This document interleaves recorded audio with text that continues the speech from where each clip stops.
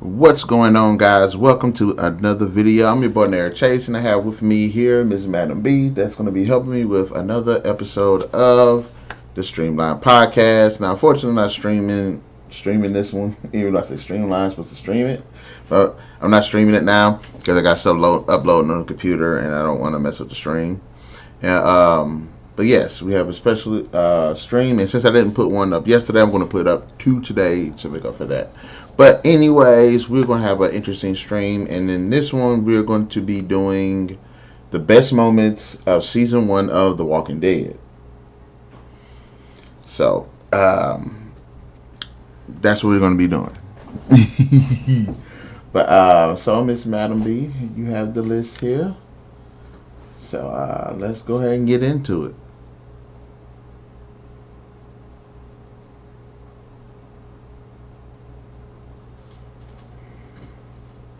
Which one? This is from season 1. Yeah. I'll let up though. Rick, what? Let's see. Zombie encounter? Oh, when he first encounters the zombies. Oh. Remember when he wakes up and he's in the hospital. He's walking around, and then he goes to this door, and he's chained up and stuff. Then we get ready to open it. That's when he sees the zombie arms and stuff. And then on the door it says like the dead are inside or something like that. Mm-hmm. And then he sees like the zombie arms and all that stuff.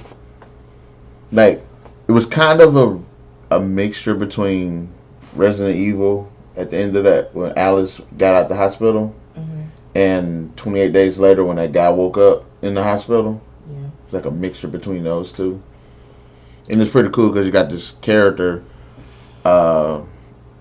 just kind of wakes up in this world where everything that he's known just flipped his script. So that was an interesting moment right there. What did you think of it?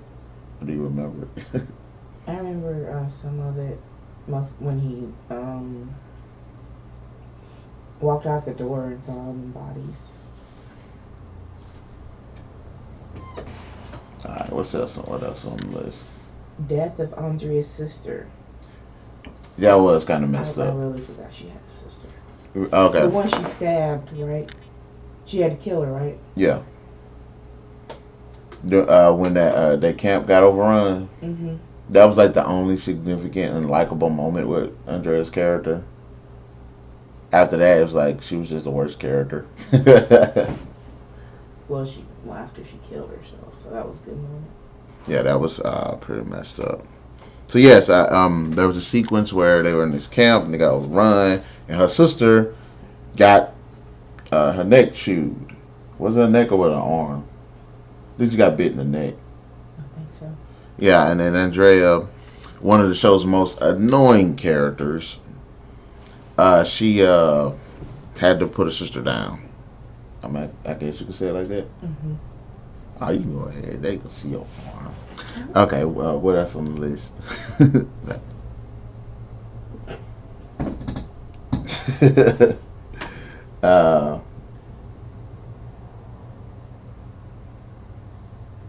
Shane aims at Rick while hunting. Remember? That was pretty significant because it shows you like the rivalry that kind of starts between them. It kind of foreshadows when he got back and they were at you right? Mm-hmm. Whereas the sequence where I don't know if this is before Herschel or after Herschel. I think it was because Herschel saw him, didn't he? You sure?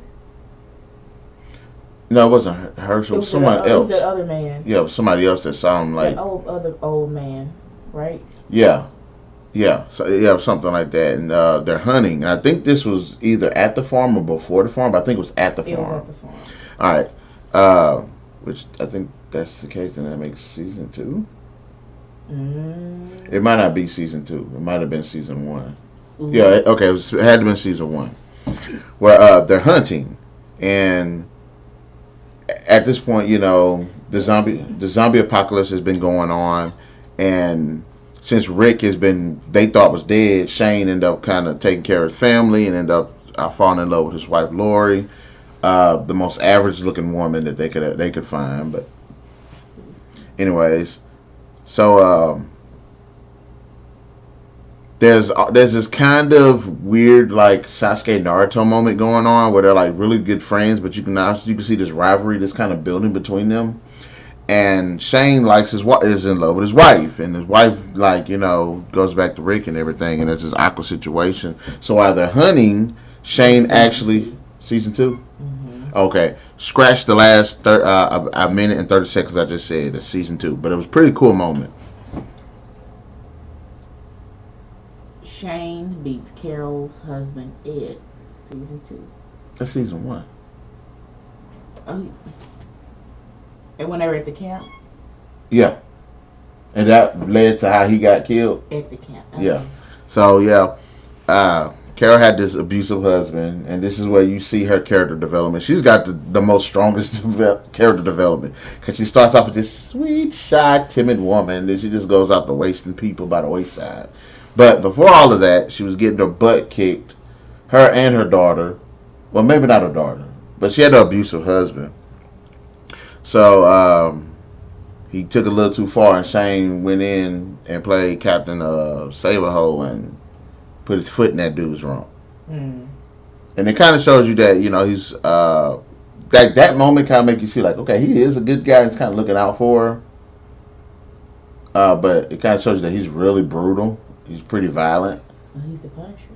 Yeah, the Punisher finally got punished. Okay. Rick and Crew go back for Merle. Call that a best moment. They should have left him. He lasted way too long, if you ask me. Yeah, Merle was awesome. I like that dude. So, beginning of the season 1, Merle is, I guess, a skinhead. You call him country skinhead. Redneck. Redneck. Okay, well, it's redneck. Oops, maybe I'm supposed to say that. I don't care. Redneck. And he gets left on this roof because he's handcuffed to this roof because he was being an asshole, basically. So his brother, along with Rick and a few others, decide let's go back and go save him. What makes it pretty cool is they went back into the city and they're they fighting against the zombies and stuff. But then you see that when they get back there, he's gone, and I think all of us left was his hand. Mm-hmm. So that it does kind of look like and blood, a lot of blood. Yeah, it looks like he got 8, kinda. But I'm like, that was a clean cut, so I don't think he got 8 like that. But it did lead to a pretty intense game of hide and mouse with the zombies. But it was that moment, like when it went back for him, and then it was like, is he dead?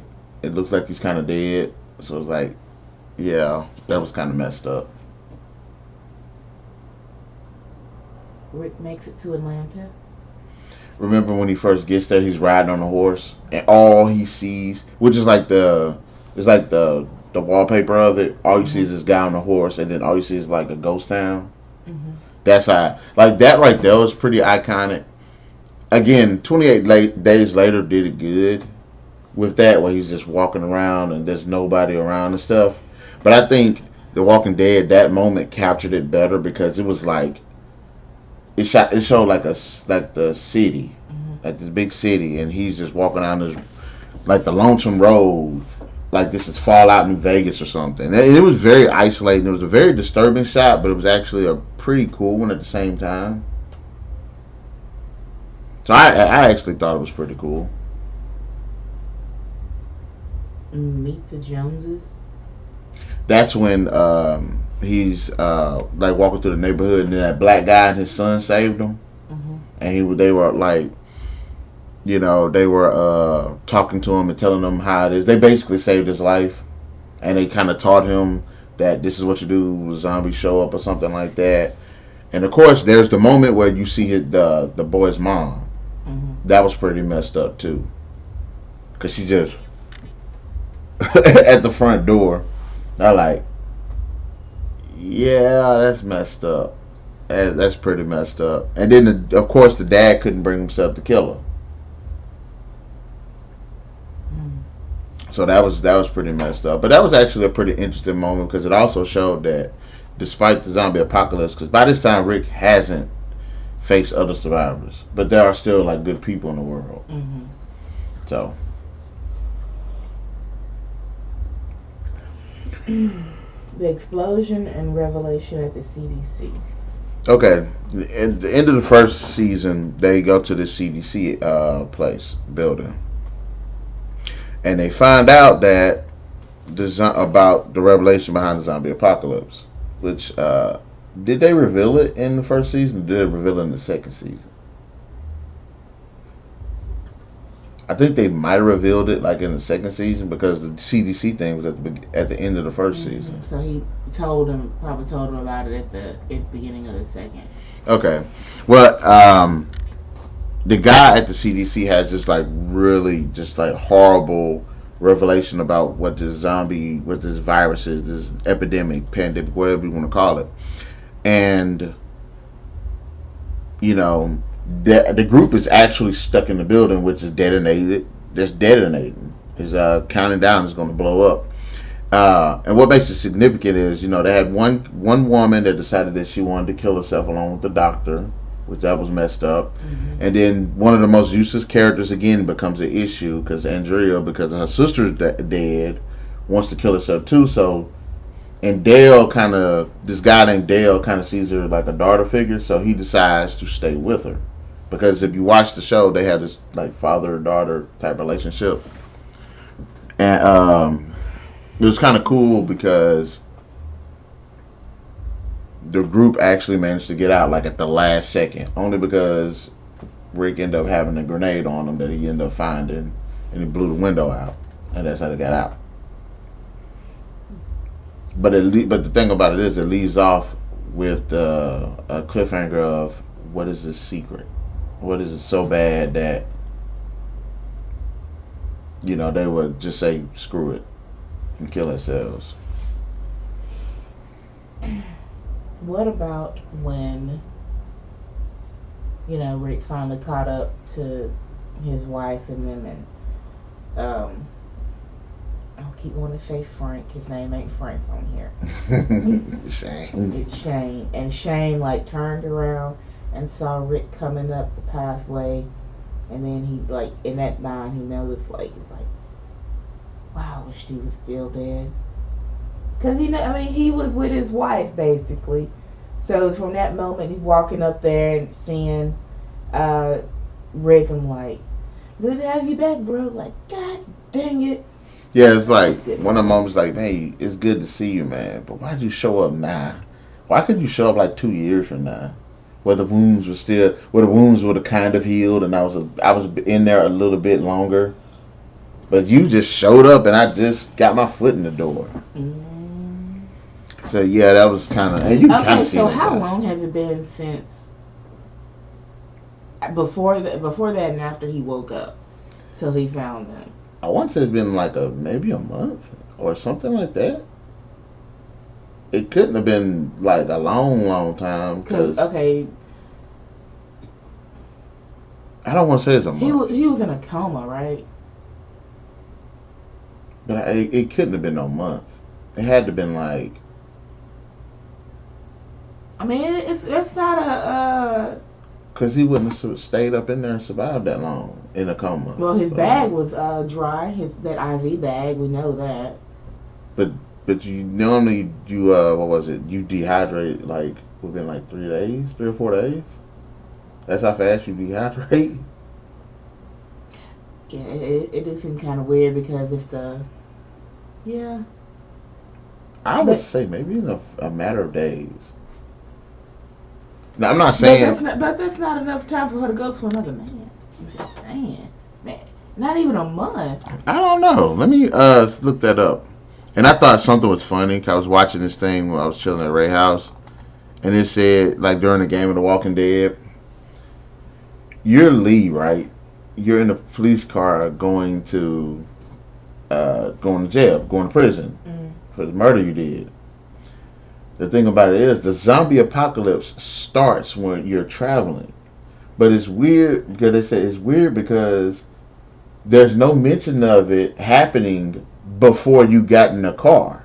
Mm-hmm. is happening exactly right then. Like it starts right then, and then all of a sudden, all these dead people just show up, and it's like this whole time he was in jail, they never talked about this stuff slowly happening. It like just happens while you're traveling.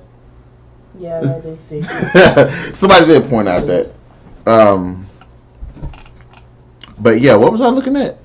The paper, the time period. Okay, how long was Rick in coma when zombie apocalypse started?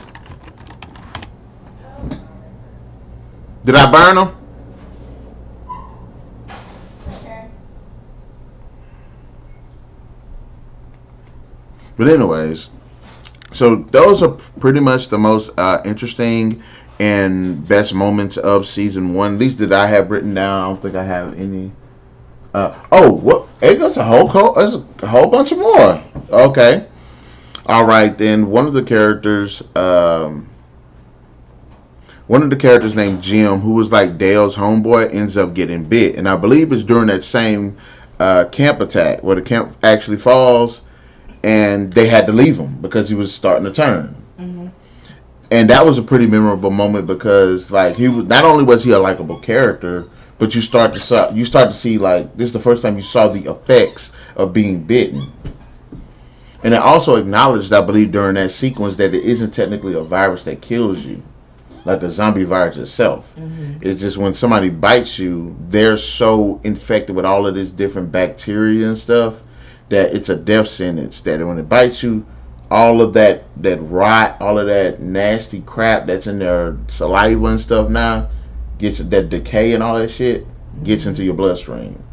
So that was a pretty messed up moment as well. Turn them to human, but they call them zombies. Of course, we do have the camp fall sequence where you get to see what was it? Shane, Rick, I think Glenn. In fact, wasn't that the scene where they had left to go get Merle, and then the zombies attacked the camp, and then they happened to get back there in time? Because it was in that car. Car. So that was a pretty messed up sequence. It was cool at the end because you got to see them be badasses, but everybody else sucked. Of course, the zombies in the city sequence where Rick is on the horse. He hadn't seen any zombies yet, and then he turns that corner and it's a whole herd of them, and then they just start pouring out of everywhere, and then they ate the hell out that horse. They smashed that horse, which leads up to one of my favorite sequences, very intense sequences, but it introduces us to one of our favorite characters in the series. And it's the part where Rick got on top of the tank, and then he ended up getting inside the tank, and then that's when you meet Glenn, because Glenn contacts him over the radio. So he's stuck in the tank and everything. Like that was a pretty cool sequence as well. I thought that was pretty moving too. And wasn't it like a dead guy in there? It's like shot himself. Yeah, because wasn't it? I thought it was like an army. Yeah, I'm saying tank. And that's where he got the grenade at, I think. Yeah. Yeah, I think there's a couple of them down there. And then another really cool sequence was, and probably one of the best stunts they've ever done, because Carol did it in season 5, where they put all that stuff on them, and they put the ponchos on them. They threw all the zombie guts and stuff on them. Yeah. And they started walking through the zombies and stuff. And then it started raining. Yeah, that was very creative, and it was very like, and then the whole rain thing was just fucked up. Like random, like thunderstorm. It just pa-chow, pa-chow. I was like, guys, it just had to rain now. So that was a pretty cool sequence too. That was a pretty cool sequence as well. But that's it for season 1 of our favorite moments. Yeah, it was 6 episodes, right? Yeah. 6 episodes. And it had some pretty cool stuff. Now, this is not a review. It's just some highlights of our favorite moments and stuff. But Guys, in the comment section below, let us know what are your thoughts about our favorite moments here in season 1 of The Walking Dead. Let us know in the comment section below as well, what are your favorite moments, and did you agree with ours? And also be sure to hit that like, share, subscribe, and that notification button to get the best of what we got going on this channel. And we'll definitely catch you guys later.